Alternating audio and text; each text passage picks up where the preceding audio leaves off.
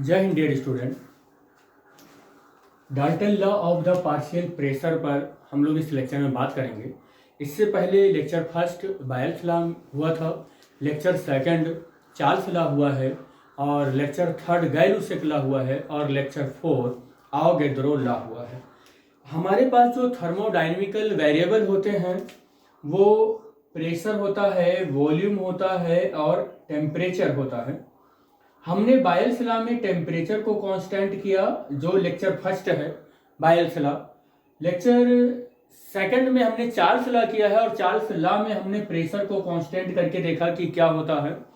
और फिर गैय-लुसेक लॉ में हमने वॉल्यूम को कांस्टेंट किया और उसके बाद फिर हमने आवोगैड्रो लॉ देखा। आवोगैड्रो लॉ में हमने प्रेशर, वॉल्यूम और टेम्परेचर तीनों को कांस्टेंट किया किसी गैस के लिए और फिर देखा कि उसका जो एन था या कह सकते हैं कि नंबर ऑफ मोल जो था उसी गैस का किसी दूसरे स्टेट में किसी दूसरे स्टेट में जो नंबर ऑफ मोल था उसके इक्वल आ गया था। जैसे हम कहें कि आवोगैड्रो लॉ में कि कोई गैस है और अगर इसका प्रेशर P है, वॉल्यूम V है और टेम्परेचर T है और इसका नंबर ऑफ मोल N1 है, तो कोई दूसरा अगर गैस है और उसका प्रेशर P है, उसका वॉल्यूम V और टेम्परेचर T है, याद रखना ये कोई गैस दूसरा है, ये कोई गैस दूसरा है, तो इसकी अगर नंबर ऑफ मोल N2 है और इसके नंबर ऑफ मोल N1 है, तो आवोगैड्रो लॉ में ये देखा गया कि N1 जो था वो N2 के इक्वल आ गया था। ये आवोगैड्रो लॉ था, यानी number of mole of the first gas is equal to number of mole of the second gas. कब होगा ये? जब प्रेशर, वॉल्यूम और टेम्परेचर दोनों गैस का कैसा हो? कांस्टेंट हो। और एक चीज देखा गया था कि जब हमने ये देखा कि बायल्स लॉ देख रहे थे, तो बायल्स लॉ में हमने ये देखा कि इसका जो टेम्परेचर था,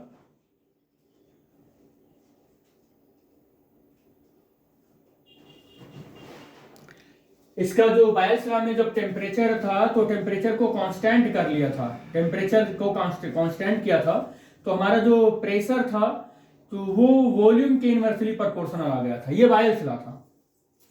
और हमने जब देखा कि प्रेशर को कांस्टेंट किया तो हमारा जो वॉल्यूम था वो डायरेक्टली प्रोपोर्शनल आ गया था टेम्परेचर के। ये हमारा चार्ल्स लॉ था। और गैय-लुसेक लॉ में क्या था? गैय-लुसेक लॉ में हमने क्या किया था? देखिए ऐसे देखिए आप कि बायल्स लॉ में टेम्परेचर कांस्टेंट हुआ, चार्ल्स लॉ में प्रेशर कांस्टेंट हुआ। अब आपको पता हो जाना चाहिए कि गैय-लुसेक लॉ में क्या कांस्टेंट होने वाला है। क्या बच रहा है हमारे पास? V बच रहा है। इसका मतलब वॉल्यूम कांस्टेंट हो जाएगा। और जैसे ही हमने गैय-लुसेक लॉ में वॉल्यूम कांस्टेंट किया तो हमारा प्रेशर जो था वो directly proportional to the absolute temperature हो गया था, यानी कि pressure is directly proportional to the absolute temperature. ये हमारा गैय-लुसेक लॉ हो गया था। और आवोगैड्रो में अभी हमने बताया कि आवोगैड्रो लॉ में क्या होता है कि किसी दो गैस को लेते हैं जिसके नंबर ऑफ मोल N1 और N2 हो और उनमें अगर प्रेशर और टेम्परेचर, वॉल्यूम तीन दोनों गैस की अगर सेम है, कांस्टेंट है, तो उनके नंबर ऑफ मोल्स एक दूसरे के इक्वल होंगे। और नेक्स्ट हमारा आज का जो है वो Dalton law of the partial pressure का है। तो इस लॉ के अकॉर्डिंग क्या होता है कि किसी कंटेनर में कोई कंटेनर है ये, और इस कंटेनर में आपको ये गैस यहां पर मिक्स कर रहे हैं, कोई भी एक गैस ऐसे मिक्स कर रहे हैं। सपोज कर लेते हैं ब्लू कलर का जो है ये गैस नंबर फर्स्ट है और इसमें ग्रीन कलर के ये जो मॉलिक्यूल हैं, ये सपोज कर लेते हैं कि ये गैस नंबर सेकंड है, ये गैस नंबर सेकंड है, ये ग्रीन कलर का है, ये ग्रीन कलर के जो मॉलिक्यूल हैं ये गैस नंबर सेकंड है। और ब्लैक कलर का इसी में कोई एक और गैस है, यहाँ पर हम ब्लैक कलर से उसको शो करा रहे हैं, ये ब्लैक कलर से, और ये ब्लैक कलर से कोई एक गैस है जो गैस हम थर्ड बोल रहे हैं। ये गैस थर्ड हो गया।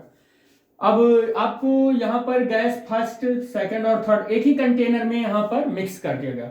जब एक ही कंटेनर में मिक्स कर दिया गया तो एक चीज और यहाँ ध्यान रखना होगा कि इसका टेम्परेचर क्या करना होगा, यहाँ पर कांस्टेंट करना होगा, टेम्परेचर कांस्टेंट करना होगा। और दूसरी चीज क्या कांस्टेंट करनी होगी यहाँ पर और क्या कांस्टेंट करना होगा? वॉल्यूम कांस्टेंट करना होगा। तो एक किसी कंटेनर में हमने तीन गैस लिया, गैस फर्स्ट, सेकंड और थर्ड, लेकिन हमारी कंडीशन क्या है? यहाँ पर टेम्परेचर और वॉल्यूम कांस्टेंट हो गई। अब टेम्परेचर और वॉल्यूम कांस्टेंट हो गया तो इस पूरे कंटेनर का जो टोटल प्रेशर है, इस कंटेनर का जो टोटल प्रेशर है वो क्या होगा? टोटल प्रेशर इस कंटेनर का यहाँ पर ये जो गैस फर्स्ट है इसका पार्शियल प्रेशर P1 मान लेते हैं कि ये जो गैस फर्स्ट है इसके मॉलिक्यूल्स ने इस कंटेनर पर जो प्रेशर अप्लाई किया है वो P1 है, ठीक है। और ग्रीन वाले जो मॉलिक्यूल ने के जो ग्रीन वाले कलर से हमने जिन गैस मॉलिक्यूल्स को बनाया है इसने इस कंटेनर के वॉल पर जो प्रेशर लगाया है वो सपोज कर लेते हैं कि P2 है। और फिर ब्लैक वाले मॉलिक्यूल्स ने इस एक कंटेनर के वॉल पर जो प्रेशर लगाया है वो सपोज कर लेते हैं P3 है। तो इस कंटेनर का जो नेट प्रेशर होने वाला है P टोटल प्रेशर होने वाला है इन सब डिफरेंट गैस के पार्शियल प्रेशर के सम के इक्वल होगा, लेकिन कब? When the temperature and volume both are remains constant, ठीक है। तो ये है हमारा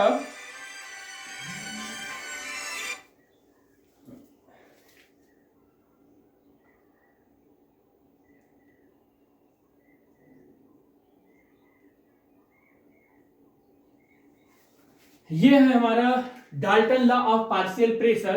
according to this law at the constant temperature, इस लॉ के according constant temperature and constant volume पर, वॉल्यूम और टेम्परेचर बेटे यहां पर कांस्टेंट होगा, मैं यहां पर ग्रीन कलर से दिखा रहा हूं, ये टेम्परेचर है और ये वॉल्यूम है, दोनों कांस्टेंट हैं अगर, तो जो total pressure of the gas है जिस किसी भी कंटेनर में या कहीं पर रखा हुआ है उसका जो टोटल प्रेशर है वो क्या होगा ऑफ अ मिक्सचर। और यहाँ पर बहुत सारे डिफरेंट गैसेस मिला दिए हैं, तो अब क्या हो गया है, ये मिक्सचर बन गया है। क्या बन गया है? अब ये मिक्सचर बन गया है। तो इस पूरे गैस का जो मिक्सचर बन रहा है उस मिक्सचर का जो नेट प्रेशर है वो क्या होगा? Equal to the sum of the partial pressure of the different gases. जितने भी गैसेस इसमें हैं उन सब के पार्शियल प्रेशर की क्या होगा? इक्वल होने वाला है। तो this is the overall about the Dalton law of the partial pressure. Thanks for watching the video. Thank you बेटा।